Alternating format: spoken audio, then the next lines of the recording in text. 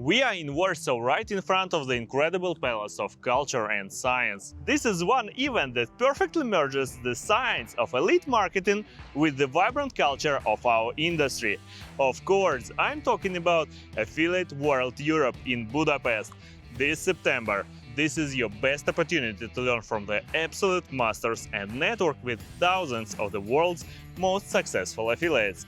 And for our Pikads community, we have arranged something special. You will get an exclusive, additional 20% discount to all ticket purchases. To claim it, just click the first link in the video description. It's that simple. Don't miss this opportunity. Click that link, get your ticket, and let's connect in Budapest. Now, for the reason you are here, Sergejs. Many problems. Big money. What about Trump? Tough question. It is so powerful, so strong. 2 billion euros. Now it sounds like a joke. Launching rockets from scratch, it's not so cheap. Not many people knew it was easy. Rolex, good car, nice house. My work is number one. Hey guys, welcome back to Latvia. We're in the middle of the forest at the home of one of the most fascinating minds in the digital marketing, Sergejs Ponomarjovs. With 25 years of experience, he has built SEO teams, managed over 2 billion euros in marketing budgets, and now he's launching his own AI-driven marketing agency. Stay tuned, we get started!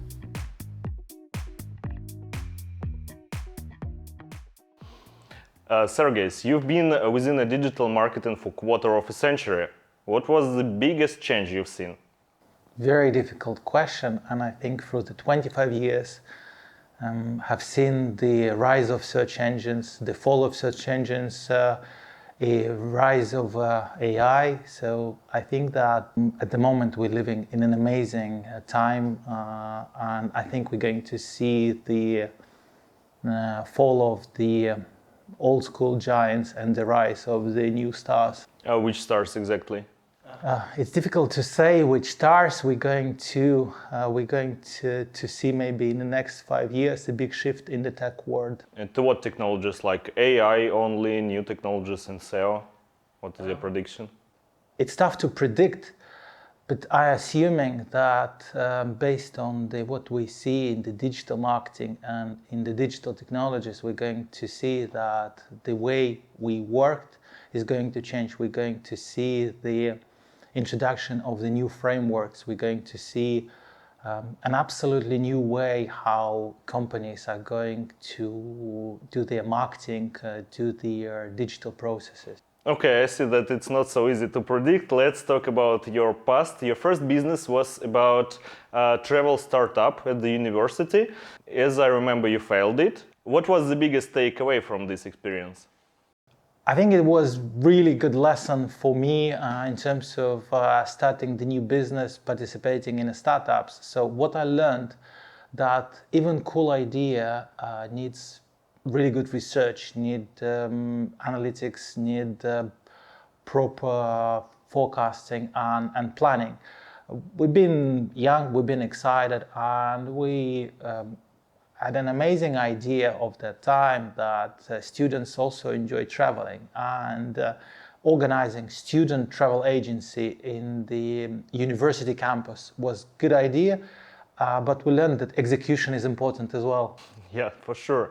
And you started SEO when it was Yahoo and AOL as first search engines. What was the difference, and what is still actual in nowadays about those search engines with Google and so? It's a really good question, because when we remember old days, sometimes we gather around with dinosaurs like I am, and we speak about the old good days. But if we compare the Yahoo optimization to the nowadays Google, we can say that we've been in the playground at that time, because the search engine optimization was only at the rise, and the requirements were minimal because not many in the world knew about it. And to give a specific example, if you remember that time, we had keywords and the technique called keyword stuffing, where all you needed just to list the big number of keywords related or sometimes barely related to the topic you're optimizing for, and you would appear on the first positions just because you listed more of the keywords. Some of us who've seen the black hat or gray hat SEO optimization would remember that you would stuff hundreds of keywords and using the same color of the background, so the user would not see those keywords, but search engine would see those words and they will rank you. Now it sounds like a joke, but back then not many people knew and it was easy. Are there any strategies which are still actual from those times? Tough question, because the strategies evolved and requirements evolved, because SEO is one of the most competitive channels at the moment. So I can say that for sure the authority and reputation still works. So because when you've been working with the authoritative domains back then, you can still get the similar results with authority domains now. So authority, the quality of information is still important. And here I can make a prediction that most likely the authority of your source will be important even during the AI time. That's what we see from Google updates last years. Yeah, authority, trustworthiness, and like good content made by journalists, not only stuffing, keyword stuffing, yeah?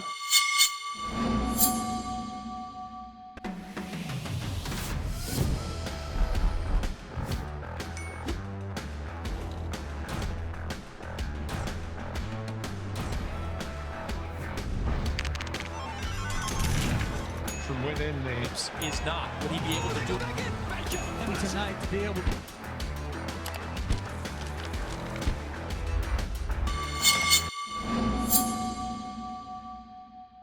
So you co-founded one of your first projects was a website with discounts, and you created it before Groupon. As I know, it also failed. Yeah, lucky you. And what was the biggest takeaway here about scaling? Why has it failed? I can't speak about that project without a smile and without very positive memories. So again, we've been very young, very optimistic. An idea came to us that we can create the website which will provide discount codes for the potential buyers for different services and products. And we thought that it is a perfect way for companies to meet their clients and for clients to save money. So idea was strong. We gathered a really good team. We had 10 people who've been passionate about the topic and really wanted to give their best to put this product on the market. The biggest mistake from my perspective was that we decided to go locally.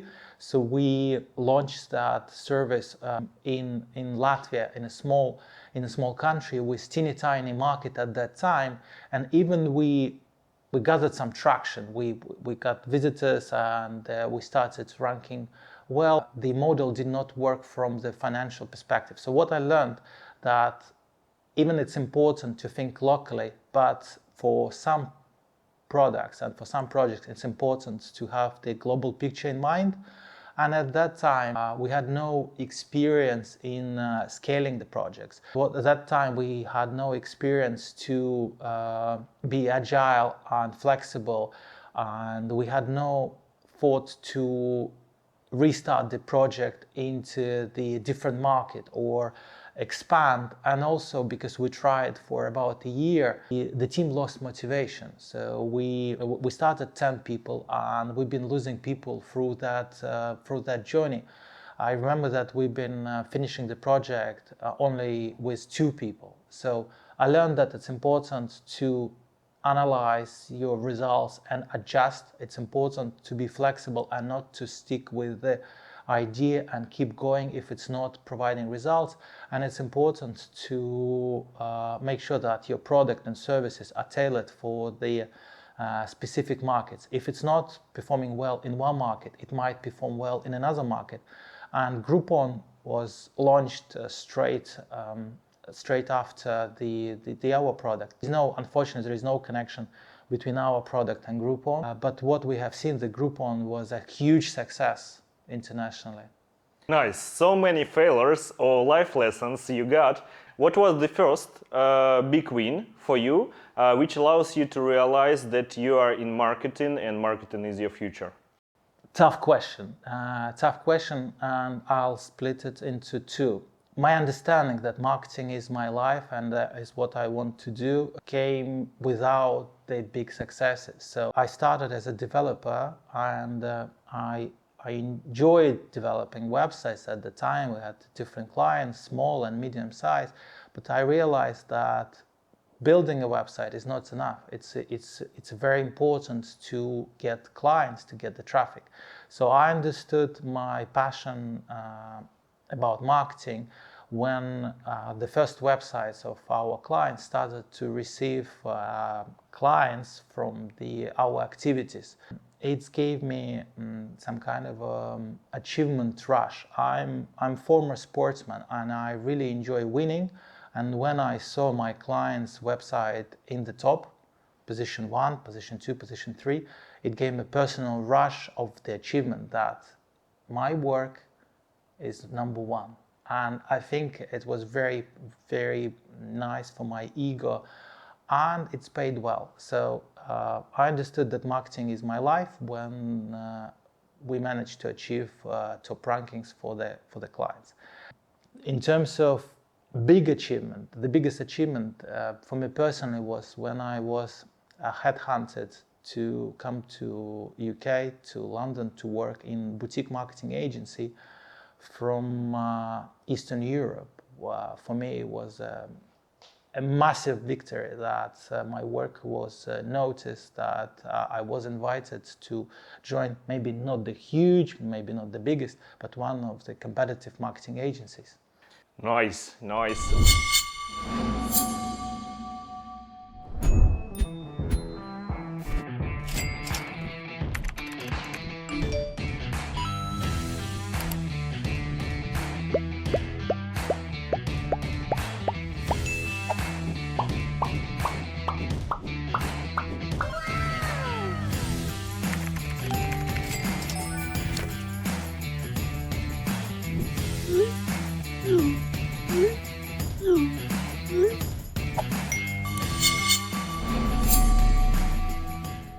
And I know you've been managing marketing budgets about 2 billion euros. So what is the mindset behind such big budgets, and what are life rules to control, and not just to control, but effectively manage those budgets? What I learned working with the big budgets, it doesn't matter how big is your budget, it's very important what is your return on investment. So if you can forecast, analyze, and provide tangible results, if you can provide good return on every dollar or euro spent, then the budget can grow. We've been working with some clients who've been starting with small budgets and seeing the return on their dollars. They've been increasing budgets by numbers of times. So personally, I think that my mindset slightly shifted when I started working with much bigger budgets, because it allowed me to try various techniques. It allowed me to try various strategies, and even what I'm saying can be a little bit single-angled. I think that working with the bigger budgets allows marketing agencies to provide much bigger results. I guess when you manage such a big budgets, not every marketing campaign is effective, because of the size, because of the scaling of those products. When you lose at small budgets, most probably it's much more easier. It should be for you. And when you lose big money with the client, was there a case like that? And if so, how did you manage it within your mind? Losing money is not the approach I would take, and if your marketing agency is losing your money, you need to change something. So we always been very careful with clients' budgets, and you're absolutely right. Not every campaign can be effective, but when you look at the bigger scale, so let's say you have 10 campaigns, 2 campaigns overperform, 2 campaigns underperform, other campaigns performing okay, and then it means your return on investment will be positive, and the client would not experience any money loss if they look at the bigger scale. And when managing such big budgets, you don't have to go on a granular level with the business. You can provide the results showing, for example, you have 20% of increase, and it will be not very important for the client to learn that some micro campaigns failed. For us as a professionals, of course, we would analyze why some campaigns failed. One of the really good examples I had with one of the clients, we used viral video campaigns and we allocated 10% of the budget.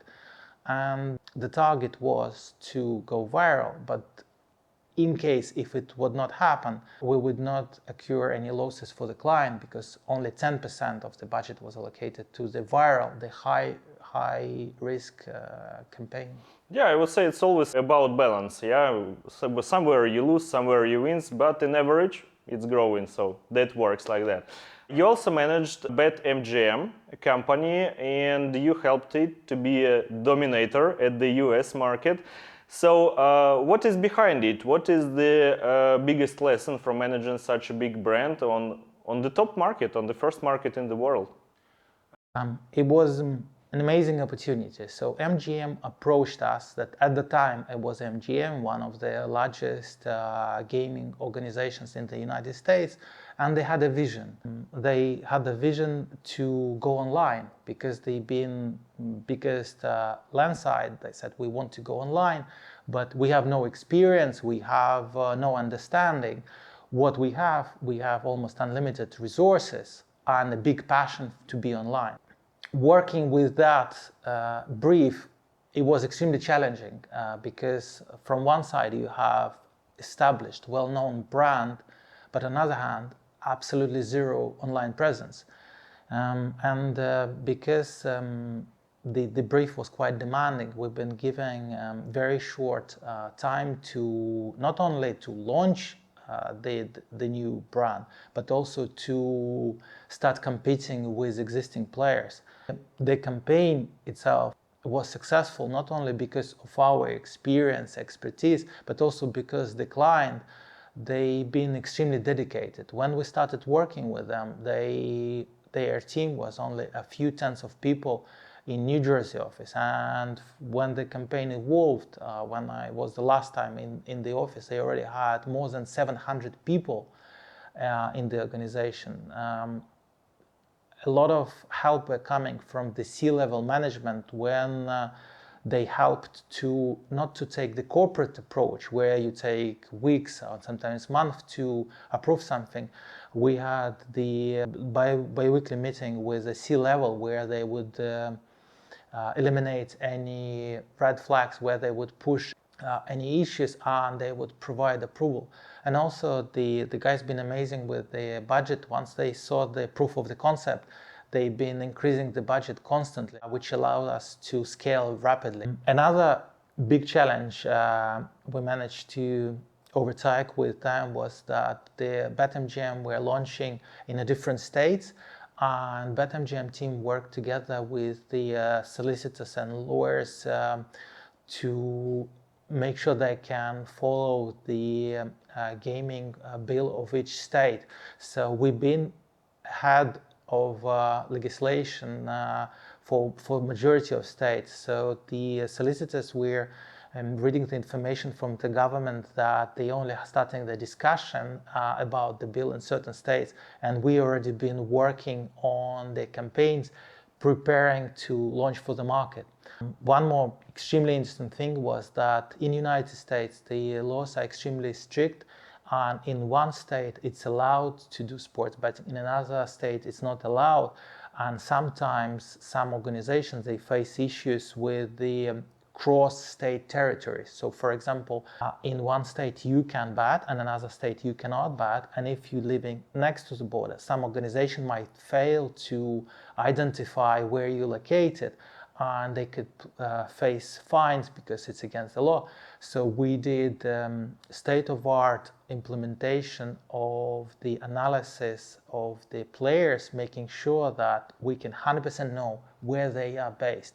And it helped BetMGM because they haven't accrued any fines from the government, and government saw that they are very strictly following the rules and legislations.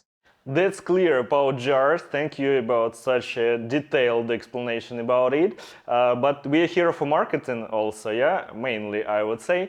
Could you give us a step-by-step or a short recipe? I know it's a big campaign, 700 people, but still, a recipe how to launch offline brand in an online market. Like what channels to start with, what campaigns to start with, step-by-step guide, in short.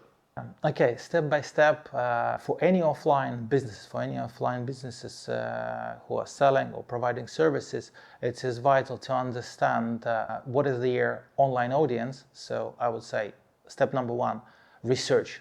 Step number 2, refining research. Step number 3, continue refining research.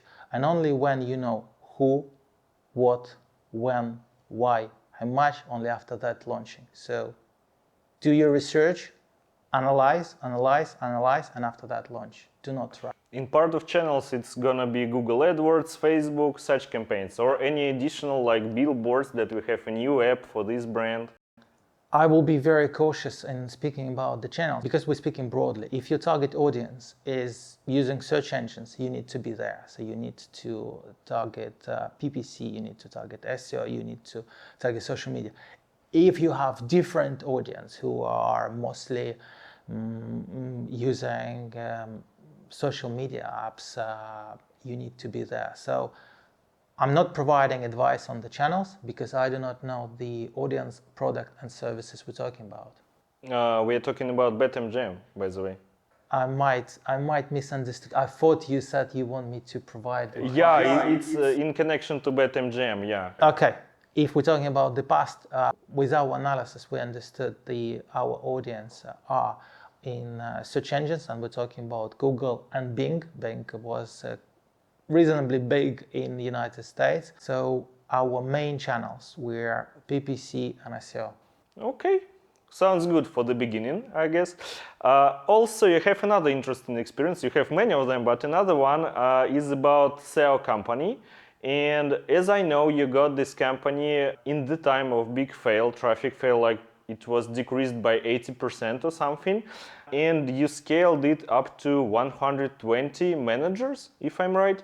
And how did you manage it from zero to the top of the mountain? What was the road?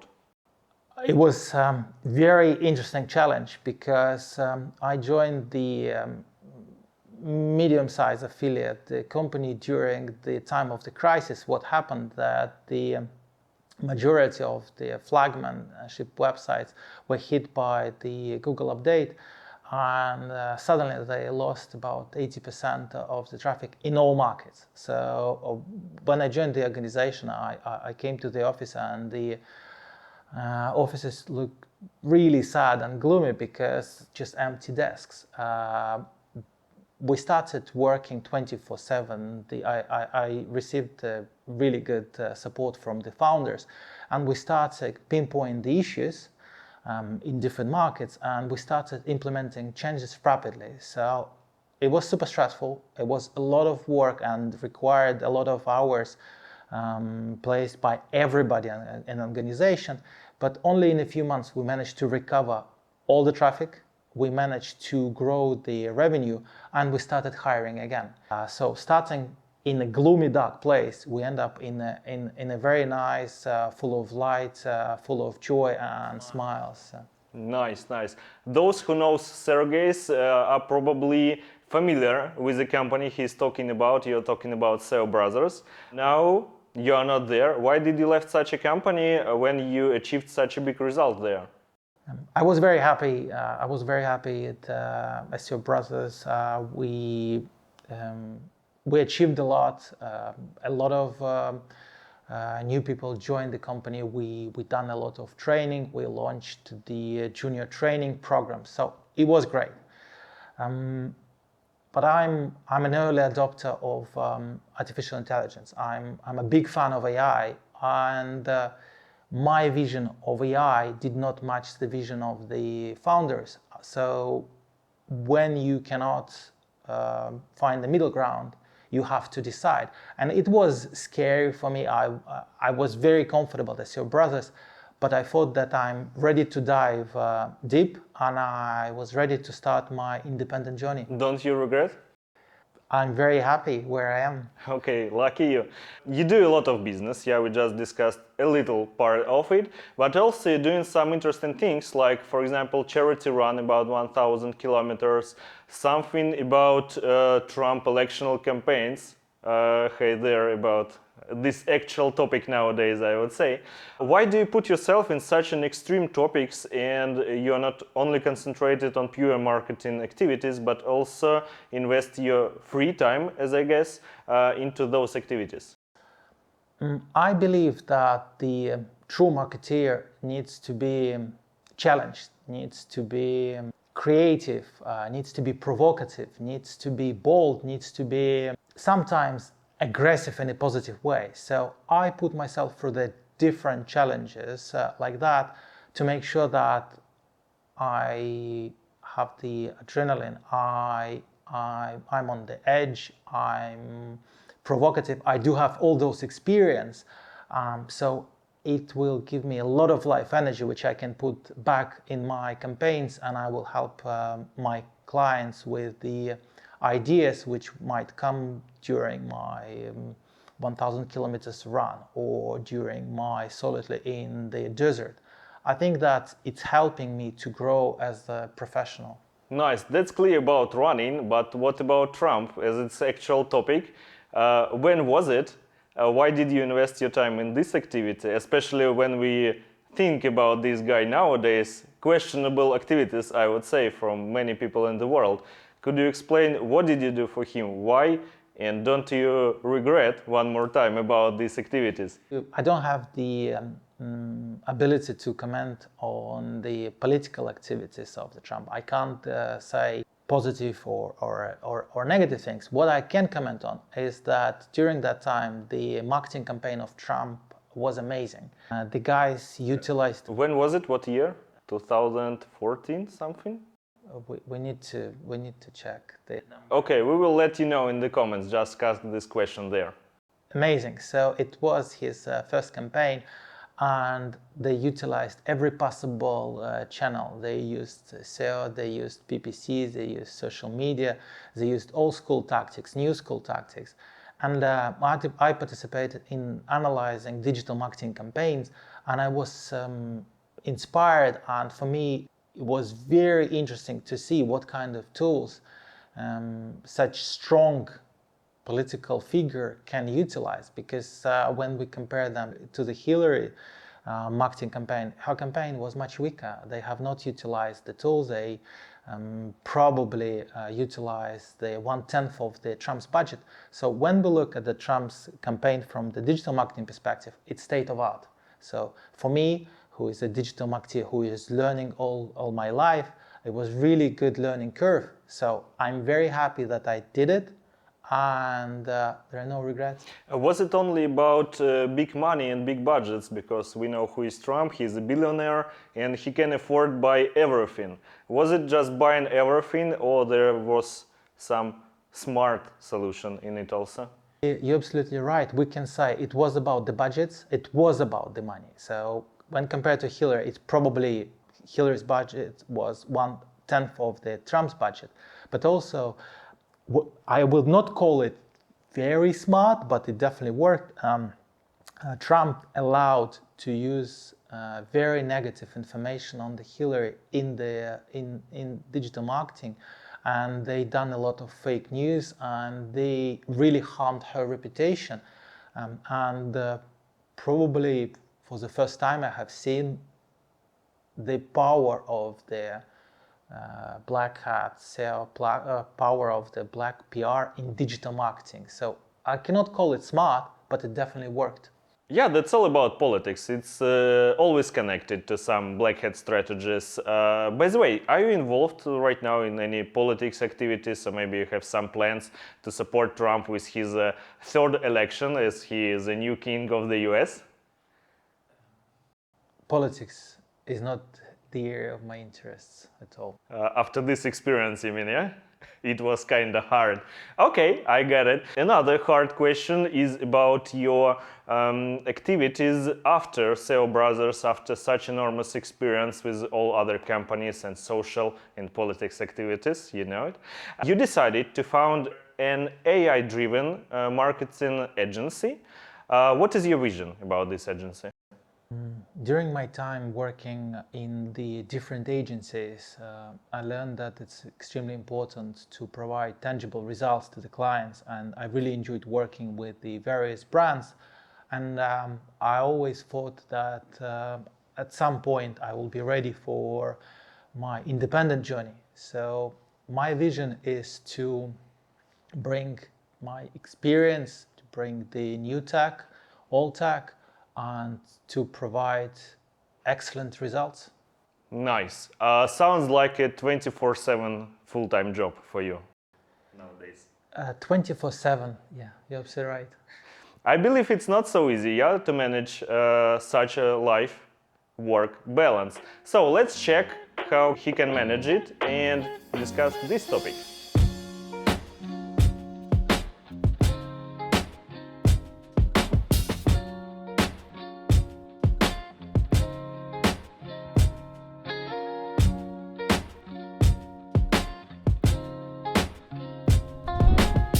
You have built a high-pressure career, so how do you handle stress? Thank you.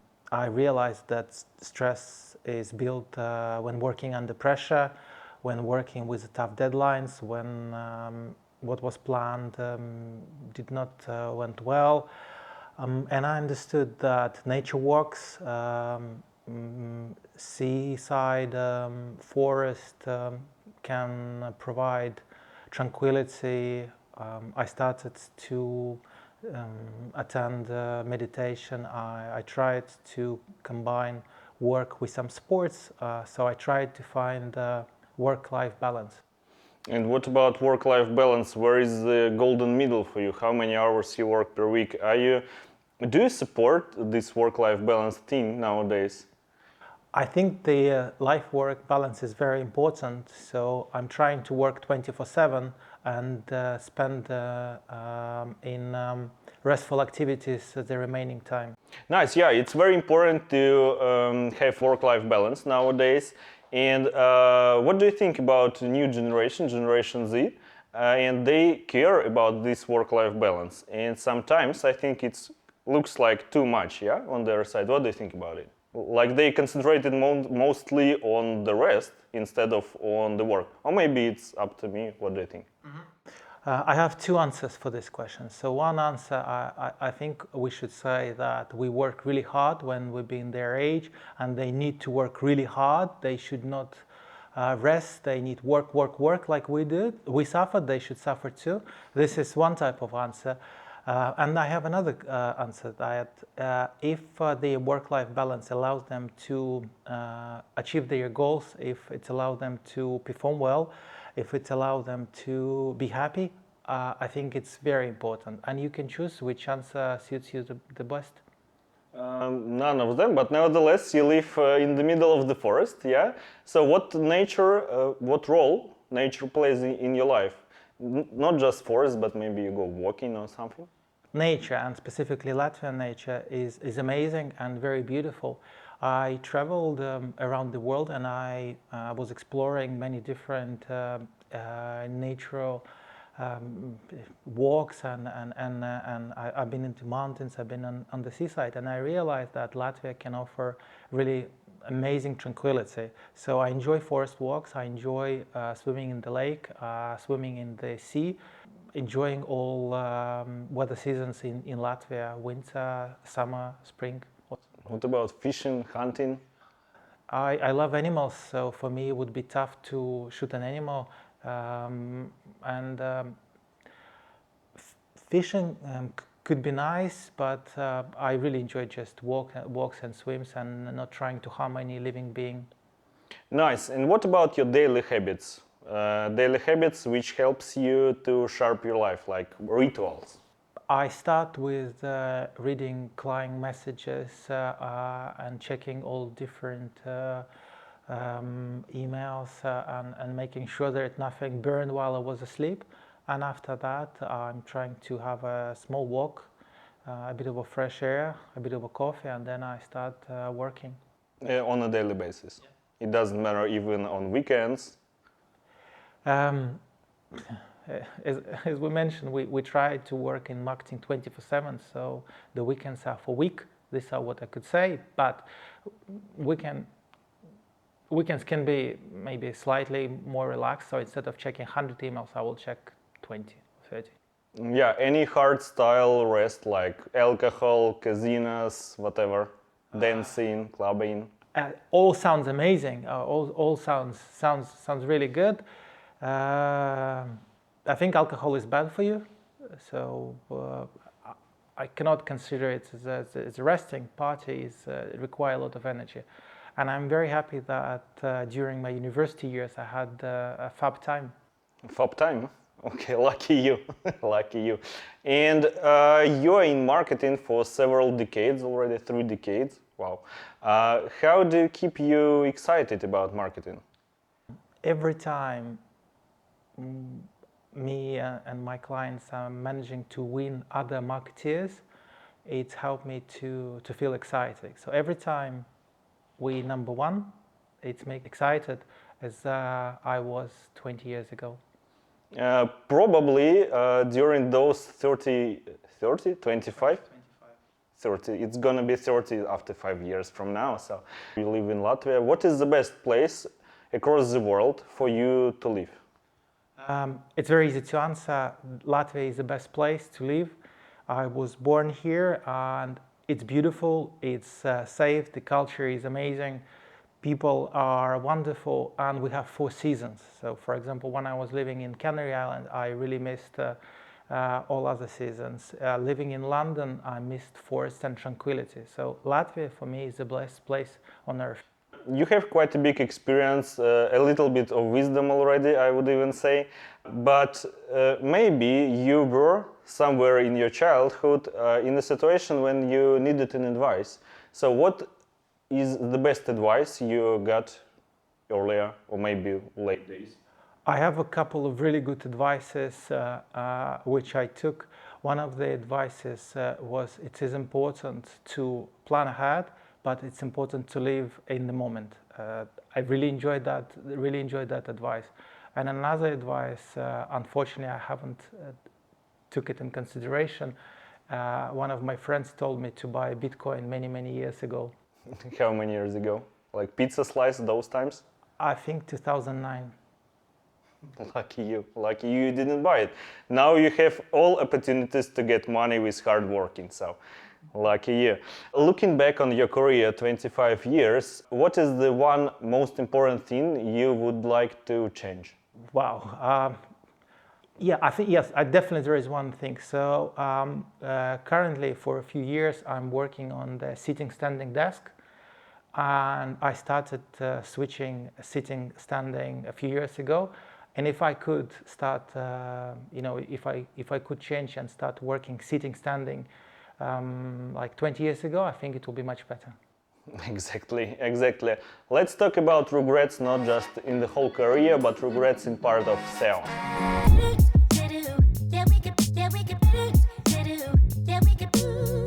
No time to regret about past activities. It's time to live right now and to discuss what is going on right now on the market. So we already talked a little bit about that in our first part, about your enormous experience and beginning from Yahoo and AOL search engines.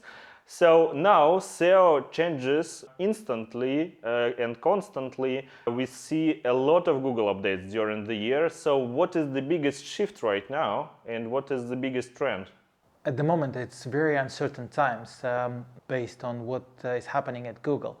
So you can see that some folks in the industry saying that Google is going through the massive changes, and it's connected to that Google joined the AI run a little bit later. They have not been leaders in the AI niche, and they're trying to become. And when we look at their updates and what they are doing, they're trying to implement AI in all their tools. They're trying to implement AI in the search results. They're trying to fight AI spam. So the big shift is happening. On the other hand, which is, I think, extremely positive, we can see that the market changes. And if some of you know Bing, Bing only managed to keep its position in the United States, and for several years the market share was tiny. But now, thanks to the OpenAI collaboration between Microsoft and them, they started to regain the market share.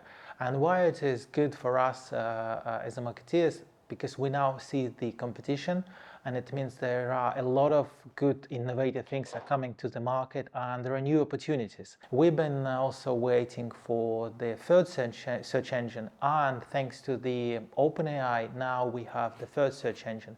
It's not massive yet, but we are hoping that if we'll have the third big player, then the clients and us will have a chance for the new ways to generate traffic, for the new ways how to optimize, and Google will be under pressure to improve the quality of search.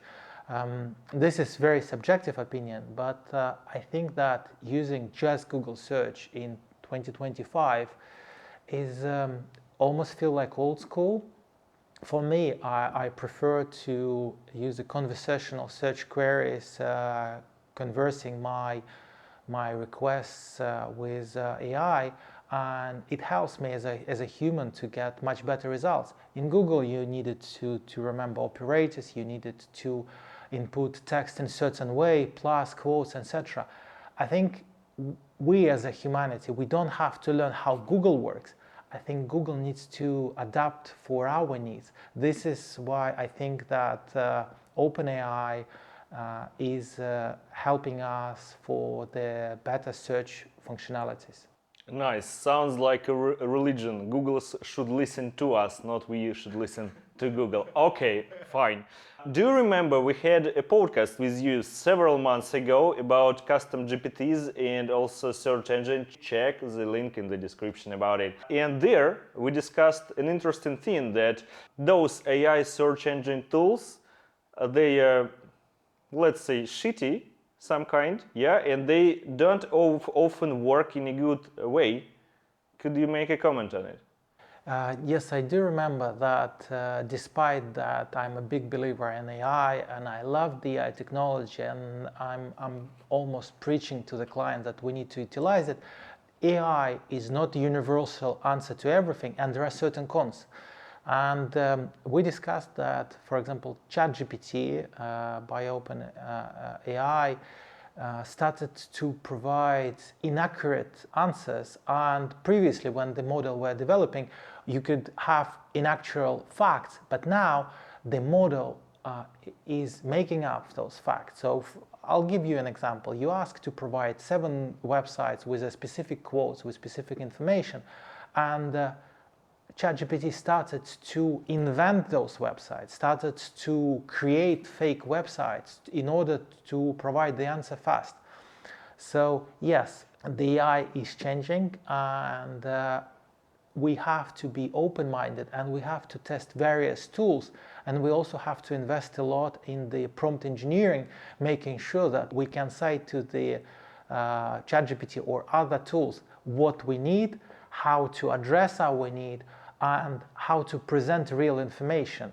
Of course, as you mentioned to me before, sometimes you will still have inaccurate answers, but it's up to you as a prompt engineer to steer the AI in the way you need it to work. At least you need to double check results which you get from this engine, and don't believe it 100%. It's not a new religion yet.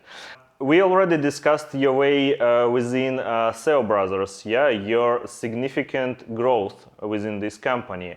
You also mentioned that you raised the amount of employees from like 0 to 120. So what is the secret of scaling such a team? What is the processes behind it? And how is it possible from 0 to 120 within how many years? 1, 2? So I have to clarify here. So when I joined SEO Brothers, they were not 0, they were about 50, 60 people, and we grew from 60 to 120.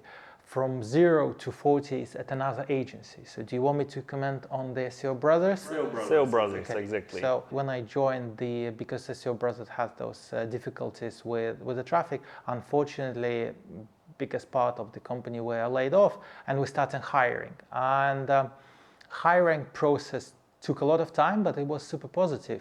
And one of the challenges we have to overtake is that we wanted to hire also people locally. Latvia is a tiny country, and we did not have so many SEOers. So we make a decision to not only hire the best professionals in the industry, but also to open the junior training program and to hire people with ambition to learn SEO and to start from 0 and to become SEO professionals. And as a result of this program, there are a number of good SEO professionals who are working in different organizations who started with 0 skills and knowledge, and thanks to SEO Brothers, they're now in the SEO industry and they are working quite good. Why didn't you think about relocation or hiring remote managers? Why not? We had a hybrid. Some members of our team were working remotely.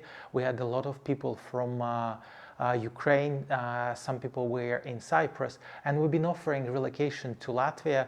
Our HR managers, they struggled a lot. Unfortunately, Latvia is not one of the top destinations for relocation. Even the country is amazing, but for some people the weather is a bit tough, and also Latvia do not have very good PR in terms of it's not portrayed as amazing relocation space. So we interviewed a lot of professionals from Ukraine or from other European countries, and when we offered them relocation, they unfortunately said, no, this is why we had to train our own SEOers from here. I hope we will improve a portrait of Latvia a little bit. Look, such a beautiful forest behind us. In the middle of Latvian forest, we do this interview still. That's clear about employees, but what professionals have you hired exactly, like marketing managers, SEO managers? You scaled this team 2 times. So who was they, and where was the biggest problem with hiring, and where was the biggest need with hiring? We've been hiring different level SEO professionals, from the SEO copywriters, SEO link builders, technical SEOers, social media, PR, website editors, the big range of different SEO and digital marketing professionals. The biggest challenge was expert technical SEOers and the PR. The biggest issue with the PR was that because Latvia is a small country, a lot of very experienced PR professionals who are based here, they worked on the small markets. We've been operating in huge markets like Canada, United Kingdom and others, and we needed much bigger scale. We needed the expertise to work in the highly competitive markets.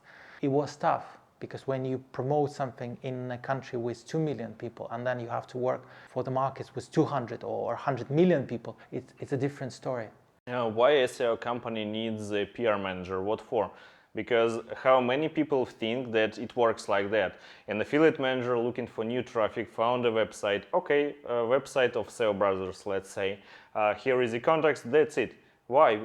I know a lot of even big teams, they don't invest in PR at all.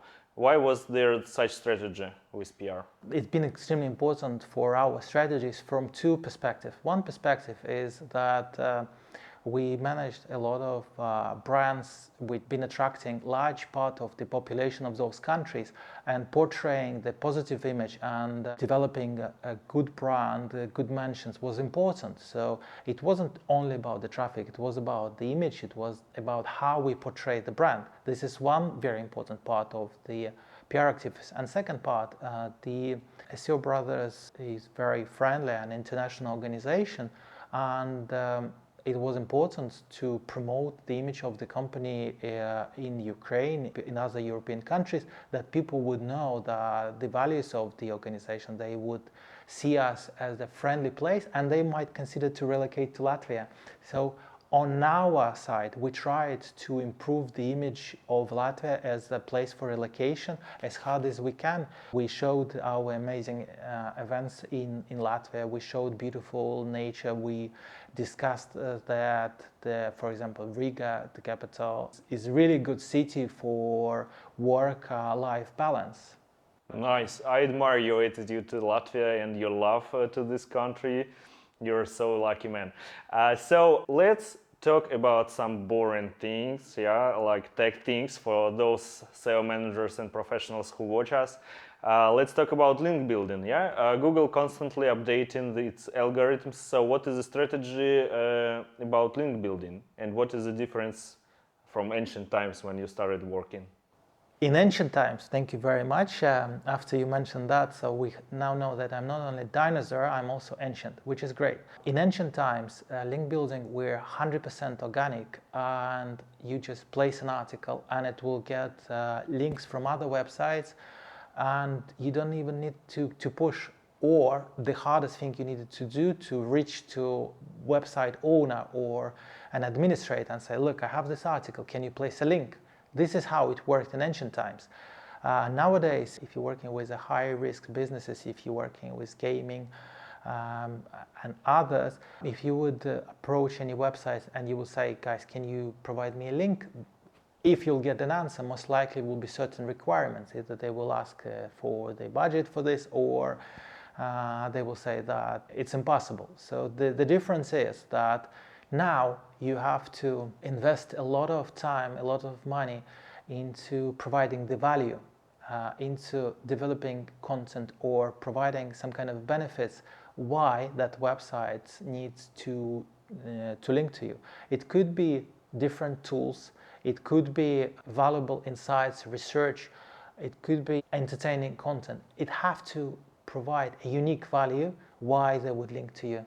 Is there your own recipe in link building mix? I would say, you know, there are crowd links, outreach links, whatever other kind of links. What is the best mix up to your opinion? My opinion is coming from the Google. The best mix of links is the natural. It means that you have good links, bad links, you have crowd links, you have blog links. Google needs to see that your website is getting links because you're providing that unique value I mentioned. And if your link portfolio is natural enough, Google will get the maximum benefit to your website because of those links. If, for example, you are ignoring certain types of links, Google will understand that this is artificial, and they might devalue the value of those links, and you will not get as many benefits as possible. Mm-hmm. That's clear. Affiliate SEO versus brand SEO. You served both ways. What is the difference? When working for the brand SEO from Google perspective, there are certain advantages, as Google favor brands, and you can say that especially nowadays, if you're promoting a brand website, you have much bigger chances to rank better if your strategy is positive, if you're working within the guidelines. So, of course, you might have to compete with the how great SEO websites which might parasite on your brand. But in my perspective, brand is a little bit easier. When we're talking about the pure generic, or some would say the affiliate websites, the issue is that official Google policy is that they do not favor exact match domains. In some markets, it is the case, but in some markets, especially in developing markets, the exact match domains are still ranking well. So in short, the difference is brand can be a little bit easier, but you will have to fight the brand parasites. Let's say that generally speaking, brands usually concentrated on brand protection and satellites and affiliate products. Exactly, nowadays it's also products. They are concentrated on content, review websites, and so on. And usually there is no mix between it. Correct? It is correct. Sometimes affiliate websites can be brand websites. So we have seen different hybrids, and sometimes brands can become an affiliate websites with more success or less success. For example, there is a very old website called Supaleni. Originally it was a brand website, it was a casino website, which later business decided to turn into the affiliate websites, and it wasn't very successful because Google associated this website with the brand. Keyword stuffing and journalistic approach. What will you choose and why? Where is the balance? My favorite approach is keyword stuffing. So my recommendation is stuff as many keywords as you can. Try to put thousands of keywords on the one page. I'm joking. It's Latvian sense of humor. Keyword stuffing is dead. We should not stuff keywords. It will not get any benefits at all. AI generated content. You're in your marketing agency with an AI driven approach. So let's talk about AI generated content. Why is it good or bad? How to use it in correct way? I really like this question and I would like to discuss it a little bit. So when we're saying AI generated content, some people would think that you would type a prompt into ChatGPT, write me an article about that.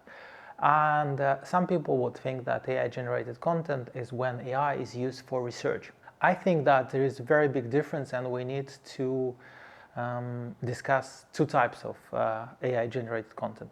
If somebody is using ChatGPT or other AI tools for fast generation of the content and placing those articles and trying to get some kind of digital marketing benefits, I think it's totally wrong. The quality of the content would be poor and the value of the content is minimal. Versus when somebody is using AI to analyze big chunks of data, to create a unique angle, to find the unique facts and combine with the human expertise, I think that type of AI generated content is beneficial and can provide benefits for the users.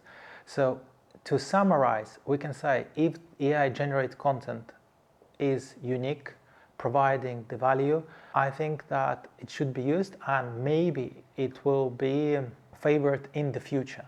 Because if we think that AI is a tool like Google Sheets, like Google Document, so AI can help us to craft much better content.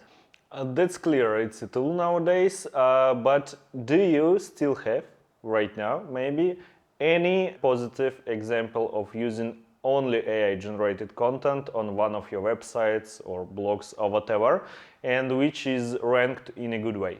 Not on the client side. For the clients, we don't have the luxury to experiment and to place the questionable, just AI-generated content. But we do have a certain number of websites which are experimental playgrounds for us, and we could write on the non-commercial topics, commercial topics, and place the articles and to see how they perform. And I have seen that some articles, AI-generated articles, can perform well. Even get traffic. Okay. But again, it's a playground, and we're experimenting, and we are not in risk of losing the authority or getting penalized or losing revenue. And because there is no risk, then we can try almost anything. Custom GPTs. Why should our viewers look for another podcast with you on our channel about this topic? What is it? How to use it? What are the main big thing about it? I think that our viewers should watch the previous podcast because of the excellent picture. I think they might just enjoy looking at our podcast. And on the other hand, custom GPTs is a tailor-made solution which are not generic, which can fit your needs, which can help you to solve your problems. So when you talk about ChatGPT or any other AI tools, it is so powerful, so strong that it can solve many problems, but it's not specifically tailored to you. When you use a custom GPT, it's solving your specific problems. It's helping you to achieve your own goals. So they should watch it if they want to improve their marketing, if they want to reduce costs, if they want to find a new way how to make money, and to be first pioneers in the market, to be among those people who will start now and will benefit later. So, am I right that those custom GPTs, they can generate also organic traffic to your brand? Custom GPTs can solve problems, can provide different types of solutions, and amongst them, they can generate the organic traffic. What is the most powerful tool in part of AI you used till now? We've been relying a lot on the ChatGPT and OpenAI. I love the tool, I love what it can do, but as I mentioned earlier, it's not ideal, nothing is ideal in this world, but we're using ChatGPT a lot. Okay, let's say ChatGPT. What is the second place? The second place, Perplexity. Love the tool, amazing for the research. The third place is Google Gemini. Not a big fan, but always trying and to see how it's developing. Hopefully it will evolve and hopefully it will be much stronger. There is one more tool which I really enjoy. I'll try to pronounce the name of the tool. It is Hail AI, something like that. Nice, they will find it for sure. It is a beautiful tool. It's generating amazing videos, and if I'm not mistaken, I think it's originated from China, and it's very nice to see that they're competing with the huge US tech, and the results are astonishing. Nice, we are speaking from Trump to China, every topic is covered here. So what about the thing, if I would say, imagine you have unlimited resources like time and money, and if so, what is your idea about the best AI-driven project for you? I really like the approach of unlimited budgets. If we can add unlimited time, unlimited resources, no restrictions. So basically you're asking me to dream about the AI project. An ideal AI-driven project would be to help to resolve the potential client's issue, to try to take the old problem and to find a new way to resolve it. I'll give you an example. I worked with a lot of e-commerce websites, and one of the biggest problems for a huge number of e-commerce websites, we're talking about Amazon, we're talking about eBay, is for client to find the best product. And people would go to Google, they would go to search engine, and they'll say, what is the best? And then they will meet the SEO articles, they will see questionable top lists. They will have to do a lot of research before they will be able to buy the product. And in the end, it could be not the best product, but the product with the best reviews. So if I would not have the limitation with resources, I would develop the best way for the consumers to find the really best product. When we're talking about best from the quality, best from the service, best from the price. At the moment, there is no way you can find the best product which is best for you. Enough money to make all your dreams real. So let's talk about how much money does he has in his pocket.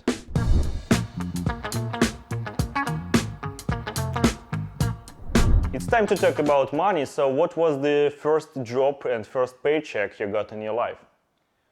Wow, tough to remember, but I think many years ago, maybe when I was around, I think 12, my parents took me during the summer holidays to the shopping tour. and I managed to sell some things to the locals. And I think the first money I ever made. Which things exactly? I brought from Latvia different goods manufactured in Latvia, towels, shampoo, something like that. I purchased it from the money I exchanged recycling, and I used that money to buy goods, and I sold those goods in Poland. No, nice. Like the beginning of your business. How much money did you earn then? Back then, a lot, because it was the first money I ever made, but I can't give you the number because I think Like 100 euros, 500 euros approximately. Poland was using Polish zloty, so and tysięcy. It was not enough to buy a personal computer. This is I know for sure. Okay, but later you managed to buy it. A computer, I mean. My first computer was a gift from my parents. Nice, nice. Do you still have it, by the way? It's worked for 10 years, and we had to recycle it, but it was in amazing shape. It just like computers 10 years. It just. You mentioned recycling 2 times already. Do you care about recycling in your ordinary life? Yes, I care about recycling and nature and eco. And if I can, I would switch to the paper bags. I would try to avoid plastic as much as possible. Nice. I remember times like 20 years ago, and they have been caring about trees and paper and replaced it with plastic. Nowadays we have the opposite situation. That's very interesting, what they care about and when. You have handled budgets of 2 billion euros, quite a big amount, I would say, even for you and me. But still, how to keep track when you scale at such big budgets? It is important to divide such budgets into specific time frames, allocate each spending with a specific campaign, and track return on investment for each of the campaigns. So if you track how much you spend, how much money you are getting back, then it's probably the best way to track. Very easy. Sounds very easy. Is it? Sometimes, as you know, in marketing, you work under extreme time pressure and you have to act quick if, let's say, tough deadlines or change legislation or the client, let's say, forgot about the launch tomorrow. You have to then act quick and look back and to verify how the budget was spent. During extreme high season, for example, during the Christmas or Black Friday, sometimes it's difficult to keep the track of the budget, but you have to make sure that you're not overspending. Exactly. What is your biggest investment outside of digital marketing? Like personal investment for personal goods and needs? The British education. How much? It was my dream to study in UK, and I tried several times, starting from Oxford and then University of London, and I was very proud that I financed that education myself. Nice, but still, how much was it cost? Like 100,000 pounds or whatever? We've been lucky. United Kingdom were in Euro Union, so the student fees were applicable as for locals. I might be mistaken now. A few years ago, I think maybe around 20,000-30,000, which is almost nothing comparing to the fees now. Yeah, it's a nice price for a good education still. What is the biggest, the most expensive mistake in business you made? Not launching the discount website globally. After I've seen how Groupon developed, I realized the full potential of that project. I think it was the biggest mistake. Maybe, but I hope the biggest mistake is in the future still. How much did you spend for the biggest and most successful SEO project? You're talking about the SEO budget, right? Mm-hmm. The biggest yearly budget was around $240 million. For one website? One website, one brand. What was it? Can you tell? Yeah, BetMGM.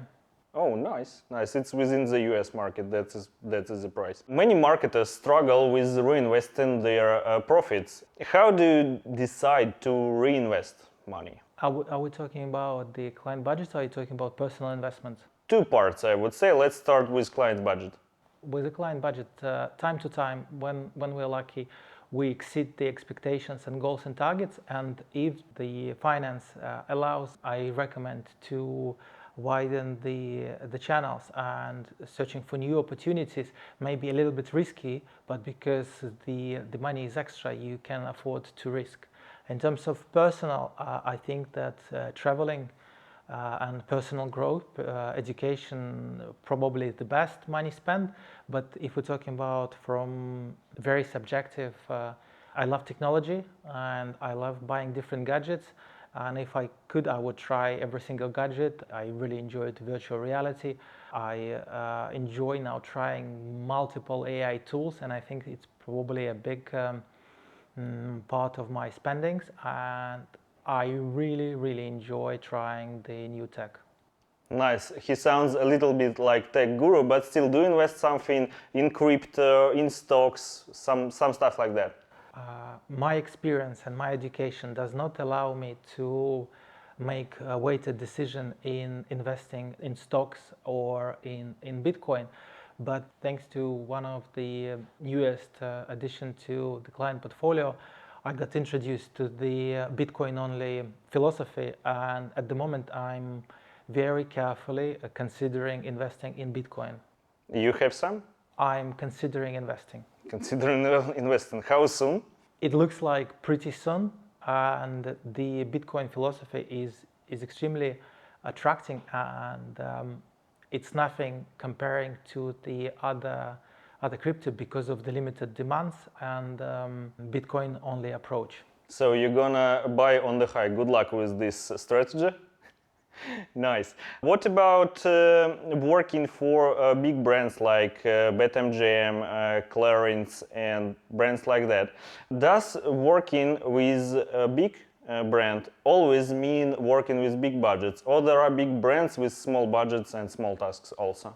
We worked with the big brands, and sometimes they would launch a new product, or they would launch new sub-brand, and the budgets were not always big. But what I realized, if the budget is enough to guarantee the specific goals, the requested goals, it's better to start with a smaller budget and scale in a timely manner to make sure that the goals can reflect the newer budget. So bigger brands not always mean bigger budgets.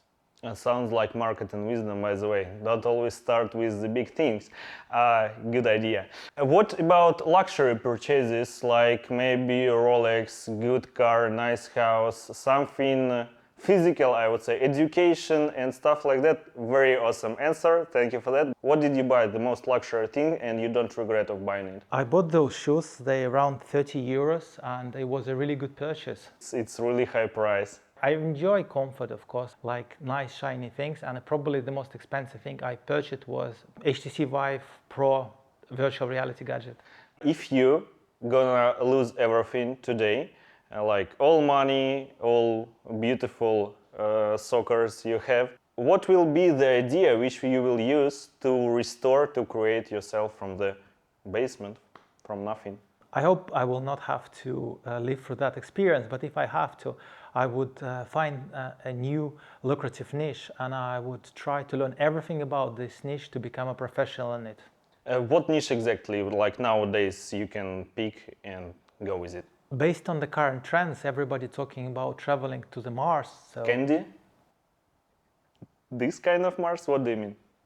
Planet? I think by 2050 we're going to have the first population on the Mars, according to... And what is the participation idea in it? Like launching rockets from scratch, it's not so cheap. Maybe candies instead still, no? I hope that I will not have to plan that, but if I will have to plan, I will carefully consider Mars as candies and Mars as a planet. So it's gonna be something about affiliate marketing and SEO for a new planet, yeah? New market, you never know. Yeah, nice approach, but you still need to make your researches. It's time for a contest.